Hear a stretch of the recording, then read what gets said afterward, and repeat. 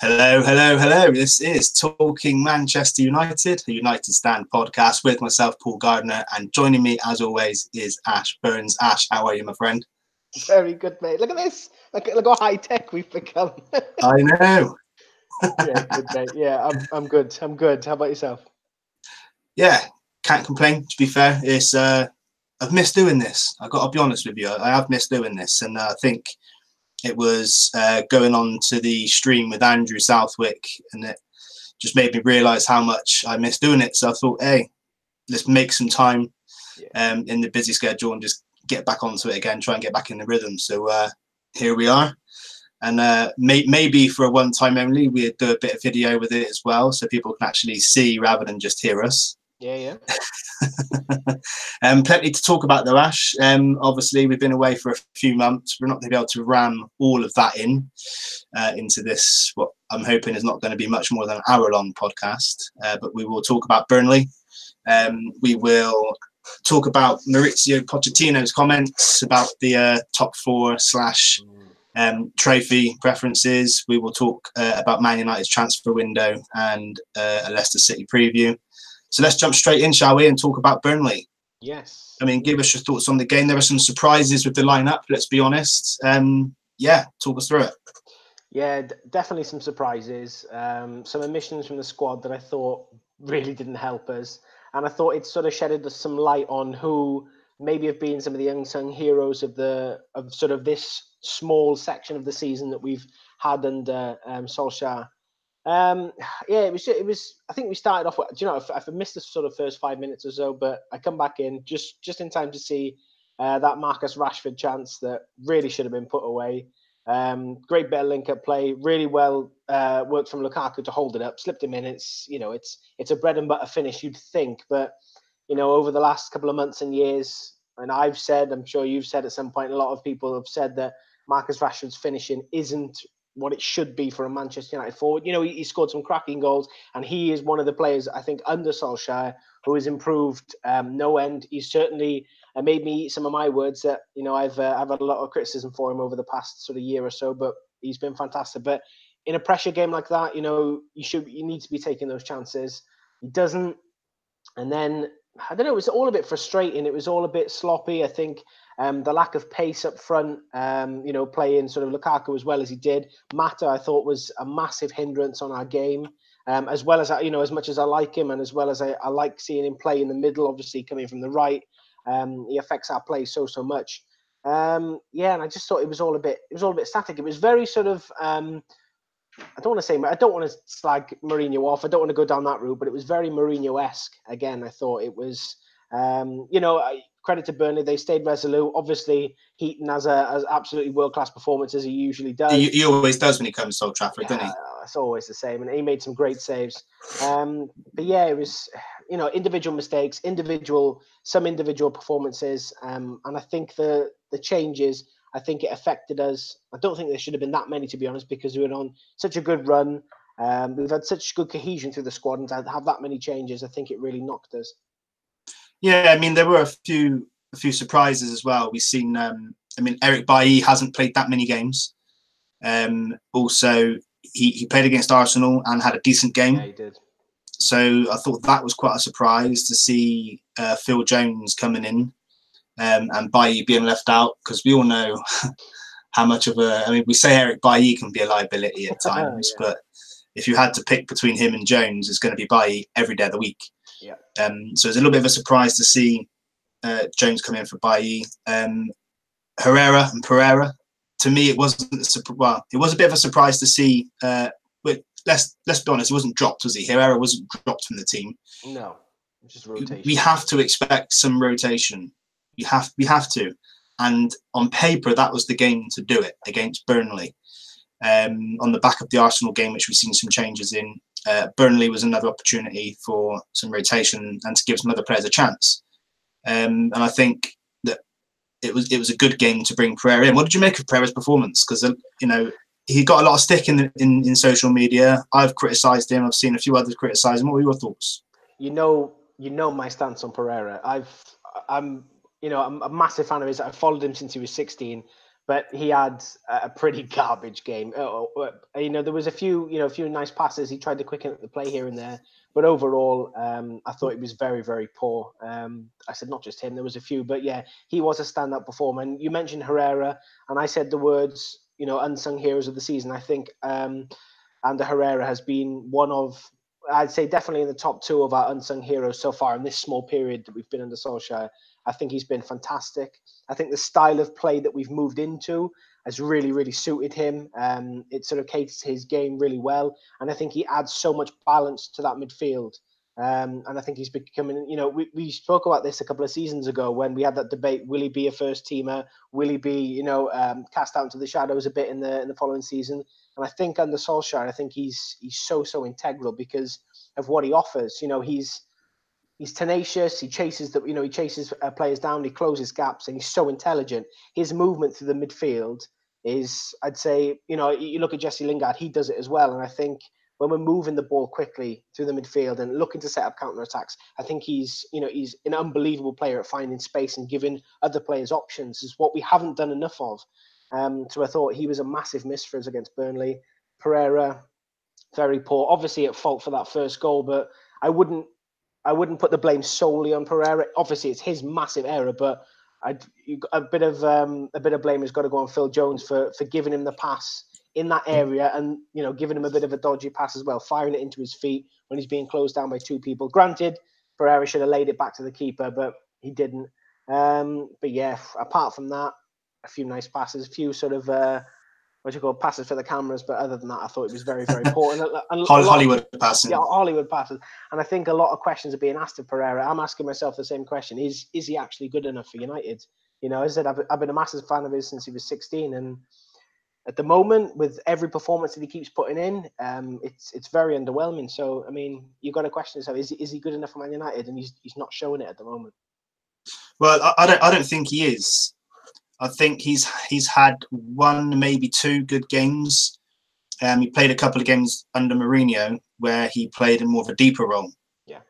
And I thought that in one, I can't remember which game it was or who we were playing against, but when he played in that role, I thought he did a very good job. But that's the only time I've seen him in a Man United shirt, bar the summer pre-season. We're talking 3-4 years ago now, I think. He was good in this pre-season, wasn't he? He was probably our best player in this pre-season, I thought. Do you know what? I can't remember. I can't remember, to be honest with you. This pre-season, yeah. But the game against Reading, bit of a harsh one to judge him on, I think, because there were so many changes. It wasn't exactly a great side we put out. And you could argue the case for this game as well against Burnley. Again, quite a few changes, but you still had the likes of Rashford, Lukaku and Pogba, Mata. You know what I mean? I mean, Mata's not great, but he's not rubbish. No. But yeah, I was disappointed. I did expect more of him. I think he got a lot of criticism. You could say it's unfair because there was a lot of people on the pitch that weren't very good. But with Andreas Pereira, there was a lot of focus on him because he's coming through the academy. We've been speaking about him. We've been hyping him up quite a lot over the last few years. So, of course, there's going to be more criticism aimed at him. And I think that's probably why it was. Any other surprises for you in that game? Look, when I was watching that game, the first half, for me, the first 30 minutes was probably the most bizarre I've seen us play under Ollie, because it just seemed to be long ball, Hollywood passing. It wasn't getting to any targets. It was just going wayward. And it was just so frustrating. We couldn't keep the ball down. We couldn't pass it. And I'm just sat there thinking, what the hell's going on? You know, it was just very bizarre for me. At home to Burnley, you should be getting the ball down on the floor, bringing it forward. But there was none of that. You could give some credit to Burnley because of the way they set up. They were very compact, made it very difficult for us. But that's part of our job. We have to break that. We have to break teams down like that, not go 2-0 down to them. So yeah, I mean, I think one of the things that hindered Rashford as well was the fact that he was put out wide. It just seems to be that when he's out wide, his feet just go to shit essentially, don't they? I mean, you could guarantee that if he started up front, if he started in the middle, he would have buried that chance in the beginning. But yeah, it's a very bizarre game, but you can't fault the way that we came back in the end. And those last 5 minutes, I was exhausted at the end of that. It was so frustrating. I watched the game with Draughty, and I was around his place watching the game. And the last 10 minutes, I was stood up the whole time. I couldn't sit down. I was going absolutely mental. I think the last time I celebrated and equalised a goal like that was probably the 99 Champions League winner. I was going absolutely mental in his house. You ask him when you speak to him next. Windows are gone. Yeah.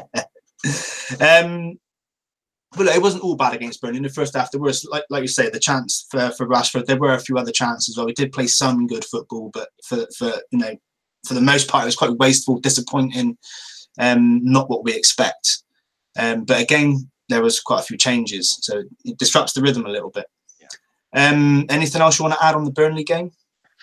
It's just, I think most of that play, the poor play that we did, came down the right hand side, and it's no surprise really that the two key players involved in that game, involved in that right hand side attack, was Ashley Young and Juan Mata. I've said it for a long time, as of many others. I don't like Mata playing off the wing because he's not a winger. He's hardly got any pace. He loves to cut inside. And I thought Ashley Young, his delivery was very, very poor. We know he can whip in a decent cross. We've seen it many times, but he has these games occasionally where he could nip water if he fell off the Titanic. It's so frustrating. And I think we really missed that. I think Rashford being on the wing was another massive factor. He's done really well up front. He surprised a lot of people, me included. So I think he should have continued there. Lukaku, it showed how effective he could be from the wing again in the Arsenal game. Set up 2 goals really, really well. So it's frustrating. I think changes need to happen. I don't want to see Mata playing off the wing again at all, if I'm honest. And I think Ashley Young needs to be rotated. I think Diogo Dalot needs some more games because, okay, he might be young. He might be, liable going backwards slightly, but we know he can whip in across, and we know he can take on a man. Poor, but as you said, it's not all doom and gloom. We showed a really good fighting spirit to come back into the game, which is really encouraging to see. And I think it might be beneficial for us going forward because if we have everything our own way, we're winning games here and there and everywhere. You don't want to become overconfident, especially with the running we've got. Come middle of February to sort of middle of March, we're playing nearly everyone. So I think it stands us in good stead. It's posed a lot of questions to the team, and they've answered some of them. So it'll be interesting. But yeah, disappointed overall. It's 2-2 at bloody home to Burnley at the end of the day. Yeah, it's games like that really. I mean, if we would have won that game, we would have been joint fourth, wouldn't we? We'd be 47 points, the same as Chelsea and Arsenal. I'm liking the fact all these teams above us dropping points. It does help. Let's move forward then. I did. We all did. We all heard what Mauricio Pochettino said in one of his either post or pre-match press conferences, and it was basically along the lines of, for his club, for Spurs, a top 4 finish is more of a priority than winning trophies. What were your thoughts on that? A lot of people didn't like it when he said that. Said that's not the sort of mentality you want in somebody who's potentially going to be a Man United manager. And he said that because in his interview he sort of posed the question: will winning a trophy take us to the last level? No, it won't. And I think what he was trying to say there was, basically Spurs, what he's done with Spurs is brilliant, as we all know. He's turned them into this team who are almost year in, year out, up until a certain point at least, challenging for the title. They're regularly in the Champions League now. They're a lot better than they were before he joined. He's done a good job with that team. And it's sort of portrayed in the media in a way that he's not successful or they're not successful because they haven't won anything, and he's disagreeing with that. He's saying, well, if I win a trophy, that doesn't mean, oh, okay, we're now successful, because that's not the case, is it? It really isn't. So I kind of get what he's saying, but I think one of the way it was put and the way it was reported, and he said that winning a trophy just increases your ego. It doesn't really have any long-term benefit, which it doesn't really. It's just, there's another stat we've got another trophy, essentially. But what were your thoughts when he said that, though? Is that the sort of mentality that you would expect from somebody who's going to be a United manager? I mean, what were your thoughts when he said it? Well, I'm like you. I look at things and I try and look to see, what they're really trying to say. I don't try and make any sort of snap judgments on, a certain comment. We all saw Mourinho do it many a time. For me, like you, I get where he's coming from in the sense that, it's not about, instant success. Well, not that it's sort of, if he wins an FA Cup or a Carabao Cup, for instance, is he going to prioritize that, for instance, just for argument's sake? I'm not talking about the, necessarily the massive trophies. I'm talking about a trophy. So say, for instance, is he going to prioritize one of the smaller cups over consistently finishing in the top four of the Premier League? No, he's not, because at the end of the day, it's you finishing in the top four that are going to bring in more money for the club. Granted, we all know how Levy can be at Spurs, with tightening the purse strings. It was massively evident in the summer when they did no business. But I think it's not just that, it's attracting talent as well. The top players want to play in the top competitions. And I think for them to consistently finish in the top four is going to attract more talent. And that attracting more talent, maybe then, those signing maybe 2 or 3 players who are a lot more talented, who want to play in the Champions League, that could give them more of a fighting edge to get them over the line in a bigger competition than winning a Carabao Cup would do to change mentality. So I get where he's coming from. But at the end of the day, football is a game about winning. And you look at Solskjaer's comments, very similar, but obviously a complete polar opposite of what he said. If Manchester United are in a competition, they're looking to win it. Which, for me, I'm of the opinion that you go out to win everything. I mean, as a manager, though, you're going to say that, aren't you? You're going to say, we're in 4 competitions this year. We're going to be in it to win all of them. But if you find yourself in the latter stages of the Champions League, for example, let's say you're in a semi-final of the Champions League. Yeah. You've also got a quarter-final or a semi-final coming up. No, scrap that. So you've got a semi-final of the Champions League coming up. You're second in the league, 2 or 3 points behind top, or you're top, a point or 2 clear, and you've got an FA Cup tie coming up. Yeah. Do you know what I mean? You're probably going to rest a couple of players for that FA Cup tie. Do you know what I mean? You're probably going to be like, yeah, do you know what I mean? I'm prioritising these 2 over that one. So although you're going to say, yeah, we're going to fight on all fronts, you're not going to stick your best team out for every single one of them. You're going to make sacrifices for one of them, and I think that's basically what he's trying to say, is that for him, for that club, for so long he was saying in his interview he wants to be mixing it with the best. He wants to be up there with Man City, with Liverpool, with United, City, Arsenal, in that top 4. He wants that's where the club wants to be. That's what his target is to get him up in the club. So if you're going to ask him what's he going to prefer, a top 4 or a trophy, if he finishes 6th and wins the FA Cup, that's probably going to be a failure to him. Exactly. Yeah.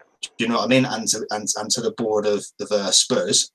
And if you think back, say 7-8 years ago, when we were winning the leagues, when we were getting into the latter stages of the Champions League, United fan base back then would have always been saying the 2 main trophies that we want are the Premier League and the Champions League. That is what the mentality was then. Yeah. FA Cup and League Cup were Mickey Mouse Cups to us then. And that's a fact. It was. So now we are finishing, we're in a top 4 battle every season now. Last season was a bit of a fluke because everybody was rubbish and we managed to finish 2nd. But if in the position we are now, if we were offered either FA Cup or a top 4 finish, what would you take? Top 4 finish every time. There we go. That's exactly what I would say as well. Yeah. Because we want to be mixing it with the big boys in the Champions League. Yeah. We want our name in that draw. You know what I mean? For the group stage, in the beginning of every season, we want to be in that. So if someone offers me top 4 or FA Cup final win, I'm taking top 4 every time. Now that's a hypothetical situation. You're never going to be presented with that scenario. Do you know what I mean? You can go for top 4 and you can go for both. Is the reality. And when you're if you're a team that's sitting comfortably in the top four all the time, like we were either always first or second. I think there was 2 or 3 seasons where he might have finished third. When you're in that position and someone said, FA Cup or Champions League, you probably would be more inclined to say FA Cup because you know you're going to be in the Champions League next season. Exactly. Do you know what I mean? So it depends on where you are in the league. And I think at the moment, for Man United fans to get funny at Pochettino for saying those things, I think is a bit rich, to be honest. Yeah, and you've got to look at all the variables in that situation as well. For a manager like Pochettino to try and challenge on all front, he needs depth in his squad. And the board and Daniel Levy haven't done that for him. They haven't gone out and bought players, albeit they've got a very good first 11. Who have they really got, in terms of, very, very good quality on the bench to come off? They haven't got a massive selection of players that they can, field maybe like in an FA Cup tie or maybe in a game, against, your Burnleys or whoever it may be. So I do sympathise with him in that sense as well, because he hasn't been backed by the board sufficiently, I don't think. Granted, maybe in seasons before, they've signed some players, but if you want to consistently be challenging, you need to be, spending with the big boys. There's no club that you need to look further at than Man United at the moment. We've got so much deadwood rot in this squad. It's unbelievable. But we are moving some of them on, which I'm sure we'll discuss in a bit. And it's all about attracting players in the summer. I think we do need a good couple of players to really sort of take us to that next level and start challenging again. Absolutely. And I did put a tweet out on the Talking Manchester United Twitter account about the Pochettino comments, asking people what their thoughts were. I had a few replies. Matthew McFadden, a regular listener, he's put, "It's a loser mentality and would not be taken lightly should he say that as a manager of United. However, in a hypothetical situation that he was our boss, perhaps his views on the subject would change." And I think I would agree with you there, Matthew. I think he would be saying something different. When you're a manager, sometimes you've got to say what the board wants you to say. Yeah. Robin Kenston, he said his opinion went to no thanks very quickly. Ole Gunnar Solskjaer's results have swayed most of us, but his way of thinking is the United way. Potter's way of thinking won't win a double even. And then James Morgan, he's talking about the importance for Spurs in terms of cementing their place and for the financial benefits as they cannot invest otherwise. What has it got to do with Man United? Yeah. Fair enough, James. And I guess that's kind of the answer we were looking for in some respects. David M. Lovejoy Jr., I thought this sounds like our previous Portuguese manager. And then United We Write, I didn't like it when I first heard it, but since he is the current Tottenham manager, it makes sense.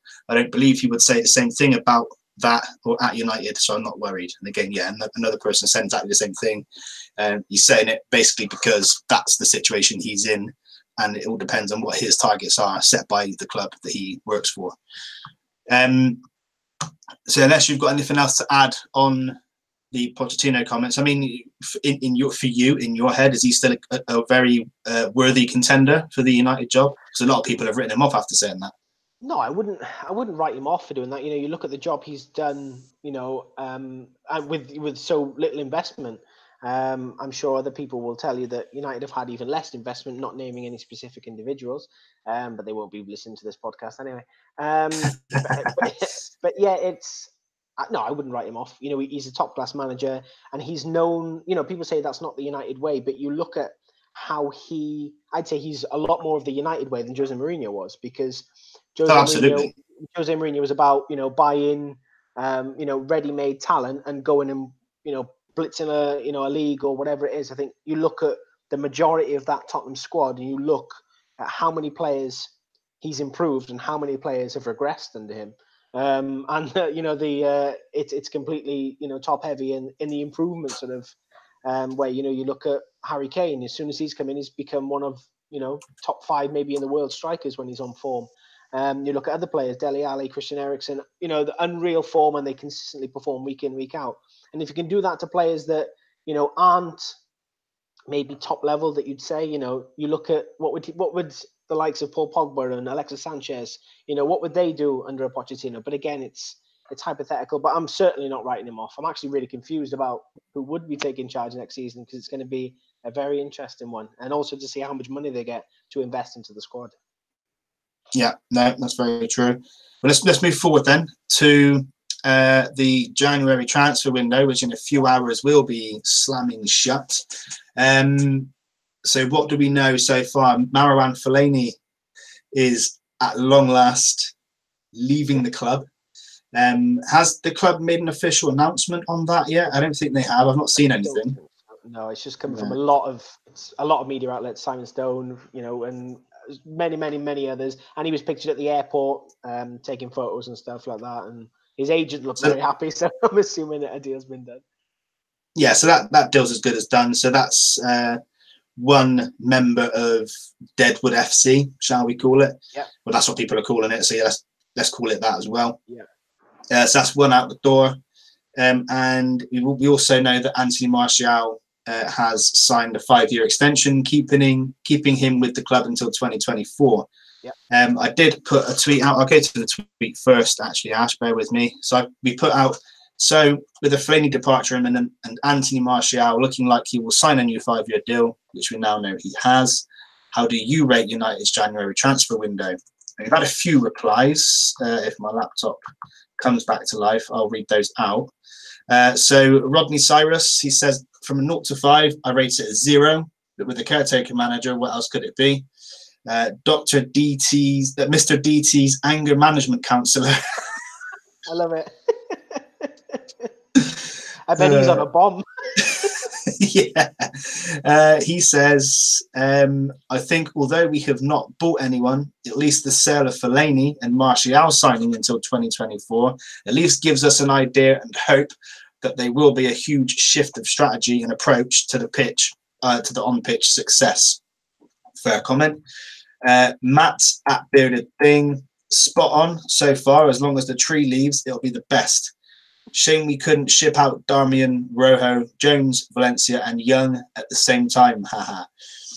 So Matt, you say spot on at the beginning of that tweet. I wouldn't say that our transfer has been spot on, but had you said it'd be spot on if, and then Darmian, Rojo, Jones, Valencia, and Young left, then yeah, I would agree with you. Definitely spot on. Gregory at ManRed80 says rating of a 5. I'm going to guess that's out of 10. United need a replacement for his departure, Fellaini, and are already on the back foot in terms of getting needed additions to the squad. As of now, there's no director of football, no permanent manager, and you know how slow United are in the transfer market. Robin Kenston, again, a 1 is realistic. I'm going to guess out of 10. The Anthony Martial contract has no relevance to the window as he can sign whenever, and the one for Fellaini out, and the one for Fellaini out, quiet window, really. Yeah, I would agree with you, Robin. We could and probably should have done a lot more, but we'll go into that in a moment. David Makings at Makings101, a horrible transfer window. We needed a right back, centre back, CDM, CM as a backup if any of our starting 3 midfield get an injury. Needed a right wing also, seeming that Alexis Sanchez doesn't want to play there. Actually got more replies than I thought. United, we right. I think we should have used the opportunity to get more deals done, in or out. The Fellaini departure is long overdue, in my opinion. Martial's new deal is great, but it won't change my mind about the transfer window. Yeah, I think we would agree with you on that one. And then the Campbellux just put the number 4. So I'm guessing he's rating the transfer window. I did have a bit of a giggle when I seen that. Yeah. Well, the question was, how would you rate the transfer window? And he's given it a rating, so he's answered the question. Don't mess about. Get in. Yeah. So Ash, tell me, what are your thoughts on the transfer window? Are you considering it a good window? Do you think we should have done more? When you consider the circumstances as well, we do have a caretaker manager in place, not a permanent manager. So do you think that might have played into the minds of Edward Wood and the board? What are your thoughts? Yeah, massive. I think, I've said as soon as Solskjaer came in, I said that I didn't expect there to be any movement in January, because regardless of whether Solskjaer is going to take over as permanent manager in the summer, why would they be giving money to someone who's not going to be in the job in the summer? And why would they already maybe invest into a squad that's been maybe wrongly invested into in certain areas, to waste even more money? The Glazers are like, they don't like wasting money. So why would they waste more money when they don't have to? I go with a solid 0 for the transfer window, in my opinion. Yes, getting Fellaini out the door is good news for a lot of people. For me, I've never really been pleased at Fellaini being at Manchester United. He wasn't a Manchester United player, but you can't fault him and say he didn't give his all. A lot of the times he was one of the players on the pitch that was trying things, that was doing something. Granted, he gave away, a lot of penalties and was, very rash at times, but he scored some important goals for us. And he'd usually run through a brick wall for whatever manager he was playing for. So, I mean, that's one thing. But at the end of the day, he's not a Manchester United player. He's out the door. But again, Martial's contract, fantastic. I'm really chuffed he's extended. I think he's a massive talent. And I think under an attacking manager, I think he's going to be unbelievable for us. But at the end of the day, it's not really a signing, is it? He was already with the squad. So essentially, it's all we've done in this window is got rid of one of our midfielders, one of our first team midfielders. So if the likes of Herrera, Matic, Pogba get an injury, who have we got to come in? McTominay, Pereira, Fred, 3 players that have been so underwhelming this season and haven't really contributed, a lot. So we've weakened the squad in this window. So it's a 0 for me because we haven't done anything. And you can look at the arguments for we need this player, we need this player. We're not going to get them in A, January, and B, under a caretaker manager. I didn't expect it to be great. It's fine getting rid of Fellaini, but again, we're weaker now than we were going into the window. Even if it was a player on loan, maybe, or something, just an extra midfielder, an extra body to for the likes of rotation, just give us a bit of experience. I wouldn't have even minded a more experienced player coming in, on the end maybe of their their contract, the end of their career, just to give us a bit of experience, maybe to help the youngsters, to give them some some guidance and maybe play a game or 2 here and there for rotation, but wasn't the case. Do you think that the reason we haven't brought any players in, do you think it's because, Ed Woodward has been known to say that he doesn't like doing business in January, but if an opportunity comes up that's a very good opportunity, he'll do it. Do you think that's the case this window, that the opportunity to sign someone just wasn't there? Or do you think it's because they just don't want to spend? Or is it to do with the fact that there's no permanent manager in place? And what do you think the reason is for the poor window? I think a bit of all three. Because I think we know where we need to strengthen. The club has its targets, probably some long-term targets as well. When you look at the clubs around us like Chelsea, Arsenal, they're making signings in the January transfer window. They're highlighting a target and they're going for it and they're getting them. It can be done. So I don't buy if it's, if an opportunity arises, you make your own opportunities. If you want a player, chase a player, you wave the cash. Yeah. The player's eyes are turned, the player wants to go, you will go. So I don't think you can say that, there weren't no opportunities there, because I think there probably were. I think they've got targets. Centre back is the main issue at the moment. Someone to partner Lindelof potentially. Yeah. There are plenty out there. Manolas, Koulibaly, Skriniar. Is it Skriniar? Yeah, Skriniar. Yeah. There's 3 straight away that United have been looking at and are decent and would make a huge difference. And there's the one that we were linked to yesterday. I forget his name. From they put me trying to remember. Where was he from? I can't remember. I think he plays in the light from Ajax, was it, or something? We've been linked to him for a while. I'm not sure, but anyway, there's plenty of opportunities there. We could have gotten any one of them. So it doesn't matter what manager comes in. Do you know what I mean? I don't know. I just don't think it's anything to do with the fact that they're waiting for an opportunity to arise. I think it's just because they didn't want to spend money.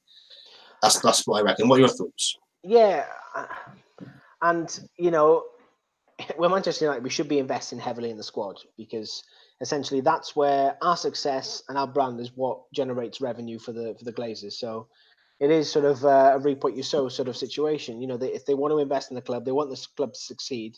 And they'll get more money. It's simple as that. But I think they will look at maybe the tail end of Mourinho's tenure and say, well, we have invested. We've wait. I mean, you don't have to look any further than Fred.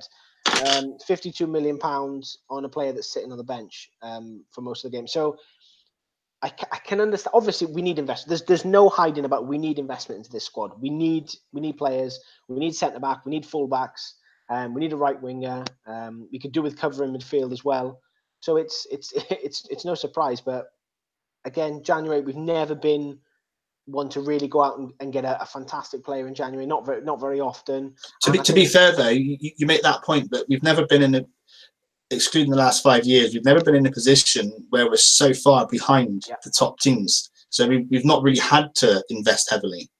Yeah, I agree, but I think obviously the biggest factor has to be Solskjaer coming in on a temporary contract, and I think what Solskjaer has said, and I think what he has sort of reiterated on a few occasions, is his job isn't to be thinking about the future and what's going to happen in 6 months. It's to get the players that are in the squad now playing in a certain way, enjoying their football again, and really sort of testing the water for next season. I mean, let's see what these players are made of. Instead of throwing even more confusion into the mix, let's see what these players can do.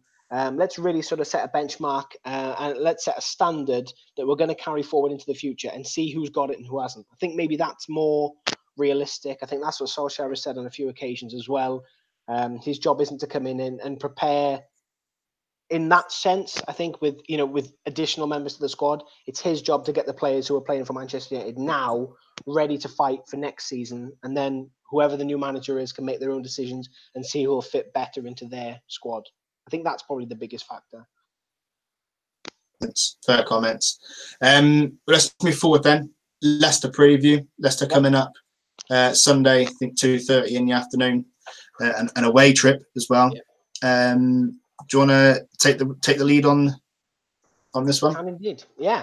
So looking at their recent form, last 5 games, they've got a win at Everton, and that was their last win. Then they lost to Newport 2-1, lost to Southampton 2-1, a loss to Wolves 4-3, and then a draw at Liverpool last night. So, I mean, and in most of the games, they didn't score against Everton, but they scored against Newport, scored against Southampton, they scored 3 against Wolves, they scored against Liverpool. So it's a bit of a mixed bag for Everton at the moment. We know they've got... For Everton or for Leicester? For Leicester. Oh, tell me. But they've also conceded in every game as well. I think that one game they did win against Everton was the only clean sheet they've kept. Yeah, it is, yeah. If I'm not mistaken. They win 1-0, didn't they? That's it. They won 1-0, yeah, Jamie Vardy. And but we've said this in the past, haven't we? We've said that going into a game, they're leaking goals, but they are scoring goals. It should set up for an exciting game and this and that. Look, we know Leicester have got quality in some areas, but we know they're a team that we can beat. And going into this game, I think off the back of a bit of a nervy draw against Burnley, it does pose some questions. What are we going to do? How are we going to set up, etc., etc. But, looking at them specifically, I think they're not in a fantastic place at the moment. I think they're struggling in some areas. And I think it's there for us to exploit. I think that Burnley result could maybe give us a kick up the arse that we need. We've been coasting for 8 games. Everything's rosy, and I think it was maybe a bit of a check back to reality for us. Not to remind the players not to get complacent. That we need to knuckle down. We need to work hard to grind up results. So it'll be interesting. And looking at danger men, obviously 5 players I've got down. How many have you got for danger men? I have got 1, 2, 3, 4, 5. Oh, 5. Okay. Who have you got? I've got the obvious one, Jamie Vardy. Yep. James Maddison. Okay. Demarai Gray. Yeah. Harry Maguire. Okay. And Ben Chilwell. Oh, okay. I've got Jamie Vardy, Demarai Gray. Yeah. I've put in Ndidi from the midfield. I know he's very highly rated in some circles, quite an effective midfielder. I put Kasper Schmeichel in there as well, just because of the heat and effect from Burnley. We know he's got quality. We know he can put in a decent performance, and we don't want that. And the final player I've put in is Yuri Tielemans, who has signed on loan from Monaco. Oh, he has he? Yeah, he has. Okay. Yeah, it's been confirmed. I don't know if it might be a bit early for him to play. I don't know how fit he is, but I've put him down because I watched him quite a bit when he played for Anderlecht. After, obviously, the OGs of FIFA will know that he is a FIFA career mode god, Yuri Tielemans. Well, he was. I don't know how he is this year, but he always has been. Unbelievable talent, bags of potential. Watching him for Anderlecht, he's such a composed midfielder. Well, he was. He's very patchy in his form, but his quality, left foot, right foot, doesn't really matter. And when he played for Anderlecht, sometimes 25 yards outside the box, doesn't matter where he was, doesn't matter what foot he used, it was going top bins. And he's a really intelligent youngster. Whether that translates into the Premier League, didn't do fantastic for Monaco when he was there. So we'll see. But yeah, those are my 5.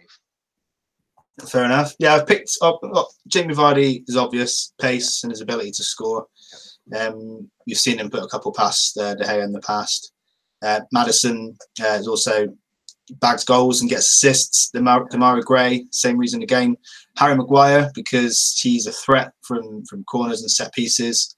Ben Chilwell, obviously his work down the left flank, he provides a lot of.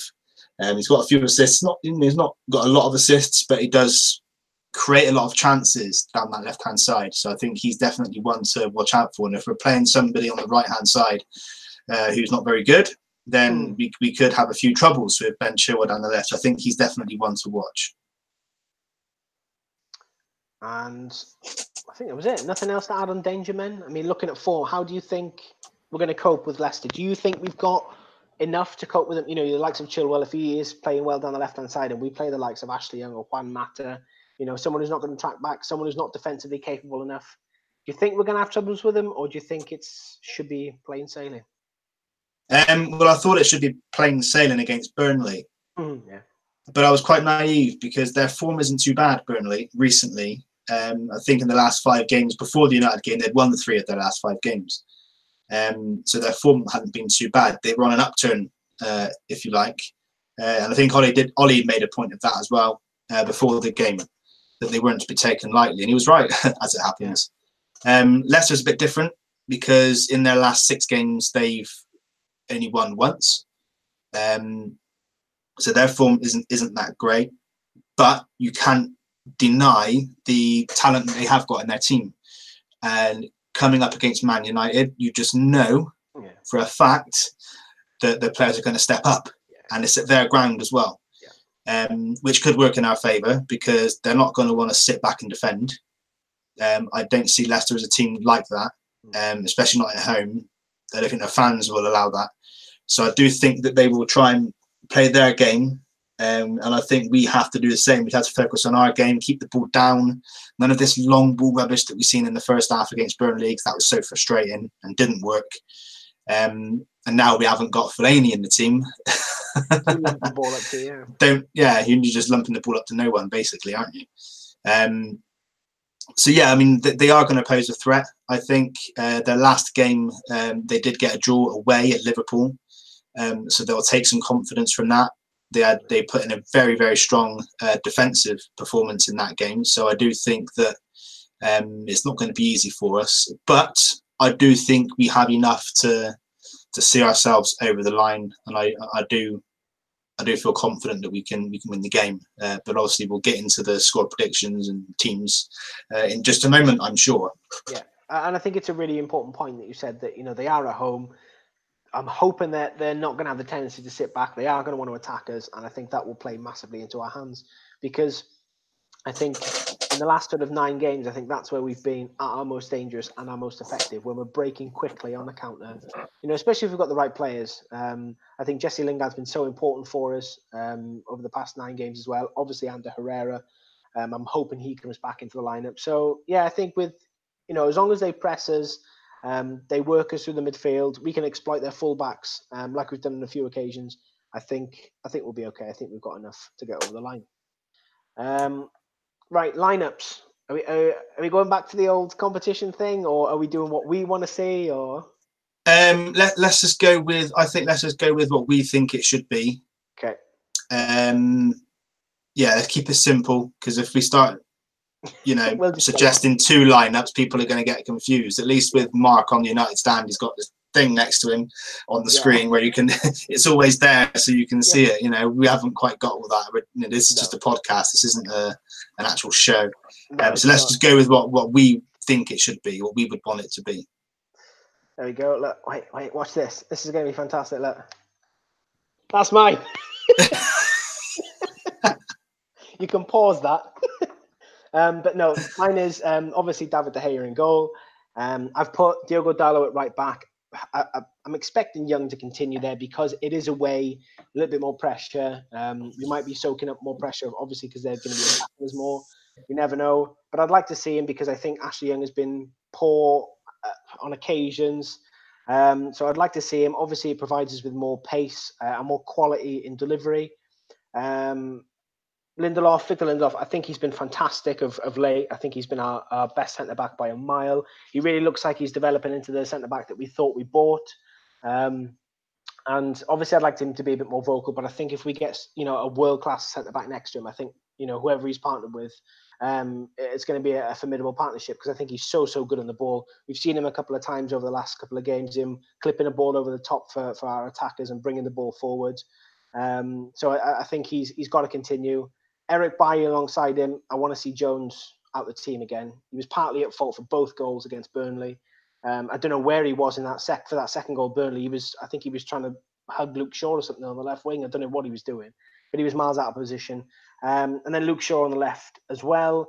Midfield three, the one that's been so consistent for us over the past couple of games: Herrera, Matic, and Pogba. And the front three of Rashford back in the number 9 position. I don't want to see Lukaku coming off, starting up front. I've gone with Lingard and Sanchez either side of Rashford. Just to give us a bit of pace. Okay, granted, Lukaku, he did set us up for a good chance against Burnley, but I just think, like you said, with Leicester pressing us more, they're going to be on the front foot. We're going to want pace on the counter-attack, and I think Lingard, Rashford and Sanchez provides that for us. Are you going on the assumption that Martial is still going to be injured? Is he still injured? I don't know. That's what I'm asking you. So that's why I went. I thought he was still out.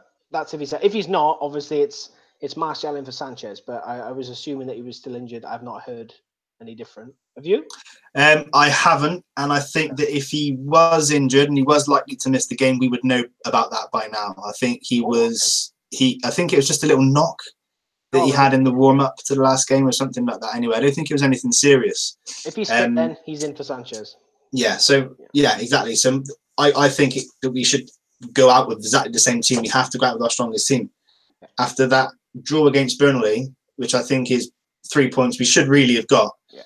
I think against Leicester, with us being so close now to the top 4, we need to go at Leicester with a full strength team. Get those 3 points in the bag, ease a bit of the pressure, put some more pressure on the teams above us. So yeah, I think that's what we need to do, is go out with a full strength team. Yeah, definitely. What's your team? Are you going with the same? Gone with the same team, yeah. Exactly the same team. Absolutely. Go on and give us your prediction. I'm going to go 2-1 United. I don't think it's going to be a walk in the park. Like I said, I do think Leicester, despite their pretty bad form over the last 6 games, I think that draw away at Liverpool is going to give them a bit of a boost, and they're going to fancy themselves against us. And I think that it's going to be like a cup final to them, and I think they'll go for it. But I think we've got enough to handle it. And if we do, this prediction is based on us playing the team that you've just mentioned. Yeah. If we play that team, I do think that we can get ourselves over the line, and I'm going to go with 2-1. I like it. 2-0 I've gone for. I'm hoping if we do get Bailly back into the back 4, I think we'll be a little bit more solid. I think having Herrera as well to screen the back 4 with Matic and link play, I think it'll be a lot more effective. So yeah, 2-0 for me. And I think, like you said, you go out with your full strength team, and I think it's massive this weekend, especially because if we do win on Sunday, first game 5+2, Leicester against United, and the game after that is Arsenal are away to Man City. Ooh. So if Man City get the win and we win against Leicester, we're out of 6th. The 6 jokes will stop for a little bit, hopefully, anyway. So yeah, massive game. Chelsea are home to Huddersfield. Spurs are home to Newcastle. So it's of those 3 fixtures with our closest sort of rivals at the moment, that City-Arsenal game I think could be massive for us, providing we get the win against Leicester. And after Newcastle just beating City, you never know, they might go into the game against Spurs full of confidence, and hopefully might be able to get something out of that. Yeah. And after last night's Chelsea performance, you never know with Huddersfield as well. Do you know what? I didn't know what the score was until this morning when I checked, and I must admit I was quite surprised to see that. Yeah, that's yeah. I've seen some Chelsea fans calling for Mourinho back. It's been that bad, which has been quite amusing. But yeah, no, bad. Bad times. All right, should we take it over to Twitter then? We can indeed, yes. I think we've been going for over an hour already, so it might be a case of we've had quite a lot of replies. If we just take, I don't know, 4 or 5, I'll let you choose them. Yeah, fine. So just from the main tweet then. So today we reboot the podcast. Reply below with what you'd like to discuss. So top of the shop then, Mr. Southwick. Andrew. So sarcastically he adds, could you guys possibly come revive me from the heart attack I'm having that you guys are officially coming back?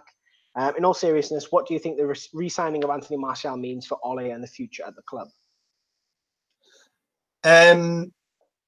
Well, at the moment, it might not mean anything for Ole because we don't know if he's going to be there beyond May. Obviously, if he is, then that's great for Ole because he's come in, he's been able to give Martial the game time that Martial wants. We've seen Martial hit some good form with his football, scoring goals.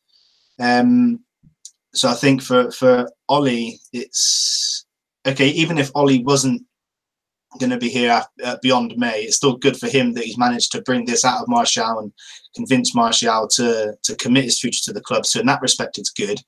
But we won't know until May, really, to know whether that Ole is going to benefit from Martial signing a 5-year contract. So, but for the club, it means it's brilliant. Yeah. We've got a player who has undoubted talent. Granted, the last couple of years haven't been great. It's been a bit hot and cold, but you could put that down largely to manager, style of play. But there are times when he has just been poor as well. But he seems to be hitting a stride at the moment. Hopefully he can continue down that path, and who knows, in 5 years' time he could be a Ballon d'Or winner. Hey, we live in hope. Yeah, pretty much just reflect everything you said. It's great for the club. Hopefully it sort of, aren't we glad that we didn't swap him for Willian?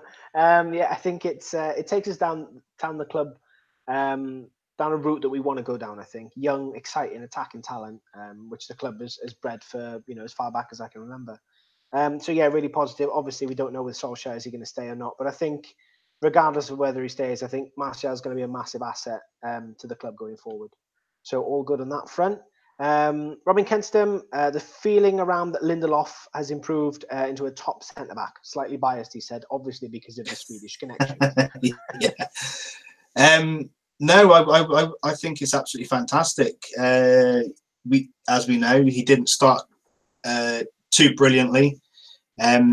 I think his first game was against, well, not his first game, but the first time he come up against a tough opponent was a game against City, if I'm not mistaken. Might have been, and he got rid. And yeah, he got bullied a little bit, and he sort of struggled to pick up any sort of form from there. But in the last sort of, I suppose you could say, well, this season really. I mean, it all started under Mourinho.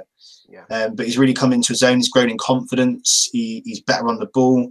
I think, I don't know if it was the game against Cardiff or what was the other game?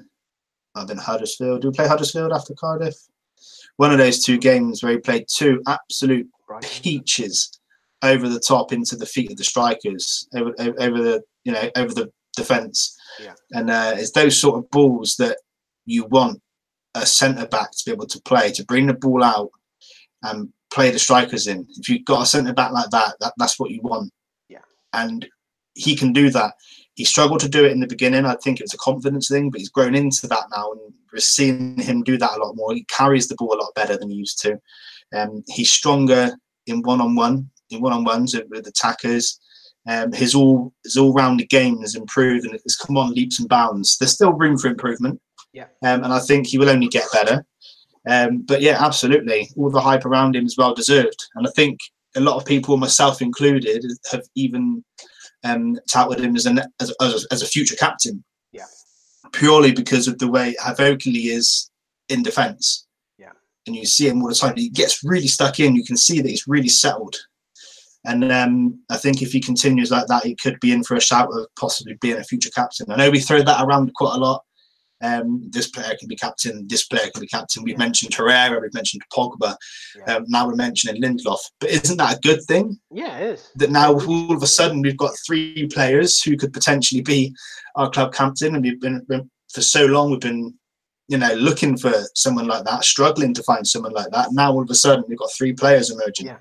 Maybe not so much Herrera because he's not consistent enough.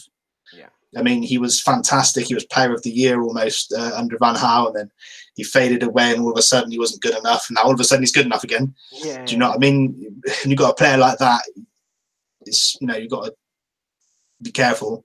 Yeah. But definitely Pogba can be within the shout if he continues this sort of form.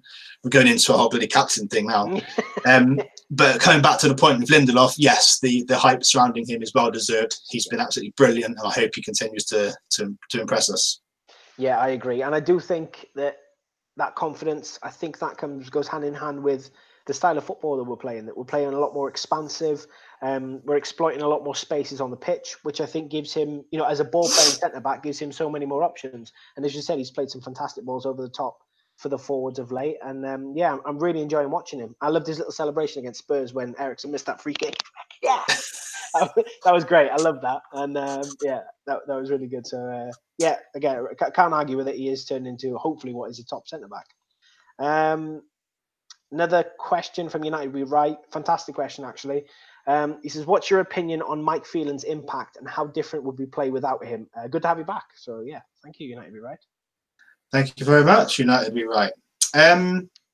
Mickey Phelan. I think we'd still be playing in the same way that we are now. So I think that's largely down to the fact that Ole Gunnar Solskjaer is here, that he knows as well as Mike Phelan how we need to play. Yeah. So I do think that the style of play wouldn't change very much. But I do think, though, is Phelan is there as an older head because Solskjaer is a relatively young manager. Yeah. Mike Phelan's a more experienced. He's there for the backup. Well, to be an assistant, coach, essentially. Yeah, exactly. And I think that he'd done that so well. He knows the club. He knows everybody in there. And the club, the players will know that about Mickey Phelan, and they'll respect him. Yeah. Instantly respect him. As soon as he stepped in that door, there will be an immediate respect. They'll know exactly who he is. Yeah. Do you know what I mean? And I think that's the key thing about bringing him in is that he's been there and done it with the best, Sir Alex. Yeah. So when he walked in that door, he would command respect immediately. That's the key element there. And I think that was why Ollie brought him in. Probably with a little bit of a nudge from Sir Alex as well. Yeah. But I think that's the reason. That's the big thing about Phelan is the respect that he will command, and that is what is helping Ollie the most, I think. Yeah, I think a massive factor has to be is that respect. Because as you said, Solskjaer is a fairly young manager. He's not managed at the top level per se. Obviously, a little stint at Cardiff, but as you said, Cardiff aren't top level, mate. But hey, come on. But yeah, bringing someone in like Mick, as you rightly said, he's done it all, and I think you're right about the style of play. I think Solskjaer has a particular way. Obviously, as he keeps repeating it, is the United way. But I think the conditioning and I think a lot of the mentality, I think Mick will have a lot of input into that. He knows he's very sure on what he wants and how he wants to deliver it. And obviously, I think the whole team just works as a really good dynamic at the moment. Are there too many people in that team? Really, I don't know. I've seen some comments about that. I don't think so. I think it's great to have different perspectives on things. If things aren't working, someone might have an idea which works. And I think it's great for the likes of Michael Carrick and Kieran McKenna to be learning from someone like Mick when he comes in and does what he does. As you said, I don't think the style would have changed, but I think he is as big as a factor as Solskjaer coming in. I really do. I really rate Mick Phelan. I always have. He's a fantastic coach and an unbelievable human being as well. The way he works with the players, from what I've heard from a lot of players talk about him in the past, and the way he treats players. So yeah, great to have him back. Whether he'll stay on, I don't think so, which is a big shame. But yeah, hopefully he'll get some of that ethos of what he wants into the players if he does move on in the summer. Excellent. Yeah. Who else we've got? Josh Shaw. Are managers really in it for the long term anymore? Could we see them stick around longer if they are only focused on the team and not invested so heavily in transfers and signings plus commercial deals? So now I think it'd be the other way around. I think as it stands at the moment, with lots of clubs now having a director of football or someone of a similar role overlooking more of the player transfer side and things like that, I think that contributes to the fact that managers don't stick around so much. I think it'd be the complete opposite. Look at Fergie. He had a massive say in player transfers. Lots of the times he would do the scouting himself. Yeah. Do you know what I mean? I think it's the other way around. I think if the managers were given more of a responsibility, more of a say in player recruitment, they would be more inclined to stick around, obviously, providing they're doing a good job. Yeah. So if they're scouting or sending their own team of scouts, the manager has his own team of scouts and he's sending them across seas, up the country, down the country, scouting talent, bringing them in. Say between the ages of 18 and 24, that was Fergie's thing, wasn't it? Bringing players in between the ages of 18 and 24 because they're young enough then to grow into the ethos of the club and get, do you know what I mean? Then they can absorb everything and become a United player. So if a manager is bringing in players of that age, he's going to want to see them develop. Yeah. He's going to want to develop them and bring them, make them flourish into these top class players. Obviously, it's not always going to work, but now and again it's going to, and you're going to have a gem, i.e. Ronaldo, and the class of '92. Well, they didn't have to do much scouting for that. No. But you see the point I'm trying to make here. So I think if managers had more of a responsibility, other than just picking an 11 every day and running training sessions, if they had more of an involvement in player recruitment and that sort of thing, I think they would be more inclined to stay longer. I think because they haven't got anything to do with that now, and it's largely just picking in 11 players from the players that you're given, half of them don't even get a say in the players that are recruited nowadays. They might give someone a list of targets. These are the players I want, or these are the positions I want, and then the club will go out and get the players for them, and they have to make do with what they get.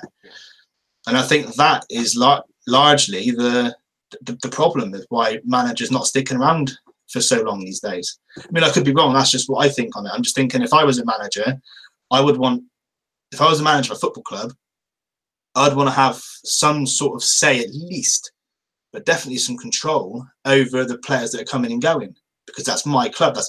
These are my players. Yeah. This is my team that I'm managing, my team that I'm picking week in, week out.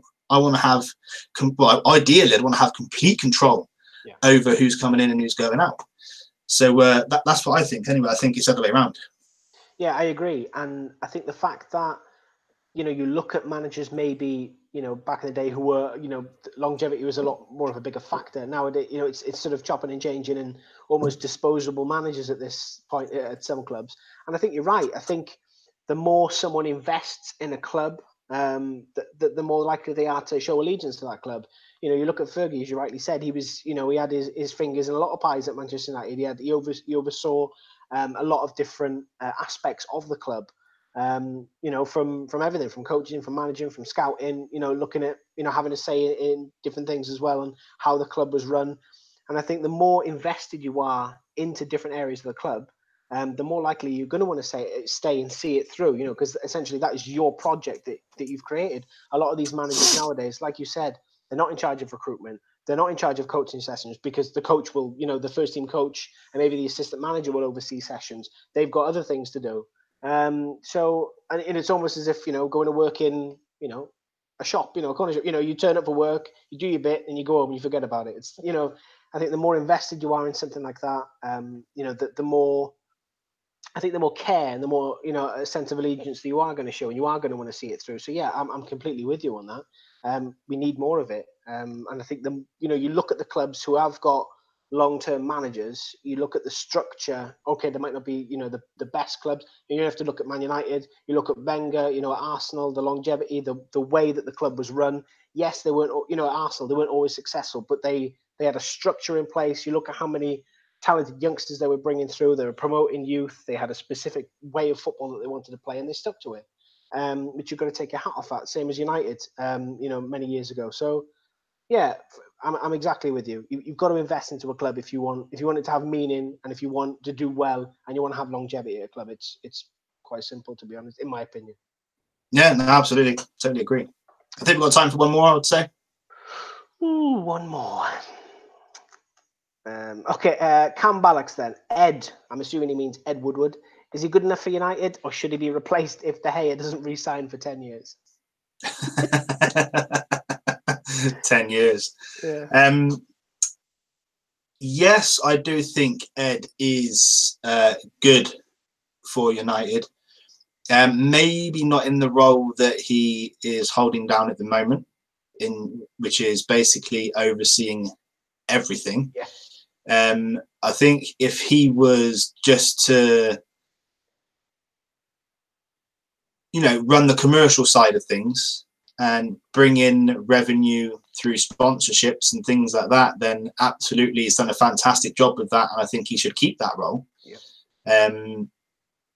But do you know what? I'd even be inclined to say that he can pull off some good transfer business as well, because he has done in the past, mind you.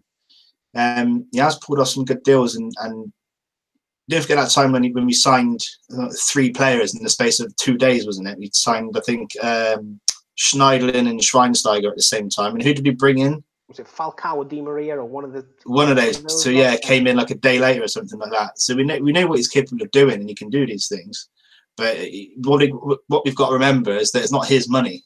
Yeah. He's probably getting orders from above him. But yeah, if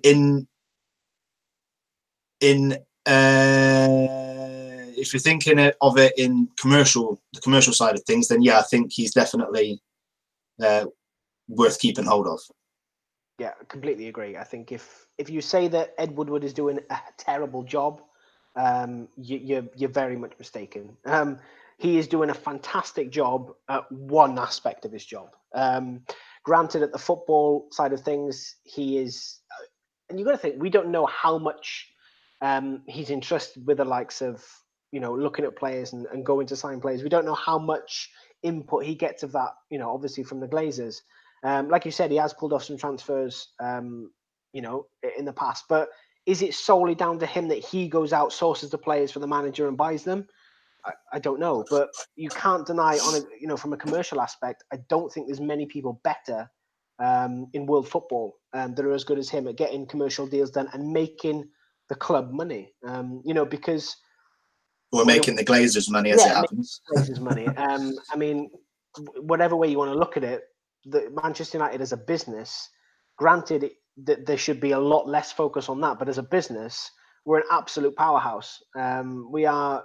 I saw sort of a graph on how much revenue and earnings and things like that that was made in the Premier League, and United were, I think, by about 70%. We were massively outperforming every single other team in the Premier League for revenue generated by ourselves. So that's not from input from the Glazers per se. That's from revenue collected from, as a club. So from things like, sponsorship deals and sales and things like that. So in that sense, he's fantastic. But I completely agree. He has to move away from the football side of things. We have to employ either director of football or another role who oversees either transfers or whatever it may be, scouting, and just keep him on the commercials. Keep him, on the, keeping the cash cow ticking over, whether it's for the Glazers or hopefully if it's for someone else who comes in and buys the club and realizes it is a football club, not Manchester United PLC. But yeah, you can't deny he's doing a fantastic job in that sense. But yeah, I just wish he'd get his head out of his ass in terms of footballing sense. But we can't have it all, can we? We certainly cannot, unfortunately. But I think that's we should wrap it up there, because I'm pretty sure we've been going on now for well over an hour. Yeah, I think so. And I get touchy when it gets to an hour. But no, it's good to be back. I have missed doing this. Obviously, we are recording quite late here because we've had a few problems getting everything started earlier on. But thank you to everyone who is listening and now watching, because we've decided to Ash, give us a wave. Oh, don't start that. Yeah, so I don't know if this is going to be a one-off, the camera thing. It depends on the feedback we get, I guess. So if you'd rather us keep the video, then we'll continue to do so. But yeah, we just thought with it being on YouTube as well, it sort of made sense. Obviously, we haven't got the fancy studios and what have you that the main United Stand channel's got, but we're not doing it live every day, twice a day. So, you know, what are you going to do? But yeah, no, Ash, thanks for joining me. I don't know if you want to give out your Twitter details. Yeah, at Ashboyle, ASHBOIO. Nice and simple. There we go. I like how you're keeping it short and sweet nowadays. Yeah, I'm not waffling anymore. Waffled enough. No. You can follow myself as well. It's at Paul Gardiner MU. It used to be at Paul Gardiner LP, but I did change it. So it's at Paul Gardiner MU for Manchester United, in case you wondered. Follow the main United Stand account as well, at United Stand MUFC. I will promote Van Cam because the Van Cam is still going, and I'm still watching it. I'm still loving it. It's you don't need me to say it much more than that. And I'm going to promote one other channel as well. And you hear us quite often talk. Well, we quite often say Andrew, because one of our favourite listeners. Yeah, there's a bit of favouritism going on here. Andrew Southwick. Andrew Southwick has actually started up his own YouTube channel in recent months, and so get over there and subscribe. His channel is called Red Bearded Red, isn't it? That's it, Red Bearded Red. Yeah, Red Bearded Red. His Twitter handle is at Red Bearded Red as well. So give him a follow, go and subscribe to his channel because he's such a good guy, very honest, very respectful of your opinions as well, and is the sort of person you want really on YouTube. So go give him a follow. I think that about wraps it up. Follow us as well. I've got to stop talking so that the camera goes to you. Podcast account. Follow us as well. Oh, how can I forget that? Christ, you can tell we've been away for 4 months. Yeah. Yeah, follow our podcast account as well, at United Stand Pod. Yeah, I think that about wraps it up. It's been brilliant. So Ash, thank you again for joining me. No, thank you as always. And I'm slowly sinking lower and lower into my seat. I think. Yeah. Well, you're sinking lower, and I'm going more and more to the side. Yeah, I don't know when the next episode's going to be. I basically picked to record tonight because I had an easier day at work, and obviously, as you know, Ash. One of the reasons we stopped was because obviously my time restrictions to be able to do it. So I picked today because I had an easy day at work on a Thursday. So it might be a Thursday thing now. It depends. But yeah, keep an eye on our Twitter account, and either myself or Ashley will put something out just to keep you all in the loop. But again, thank you all for listening, and we'll see you again soon.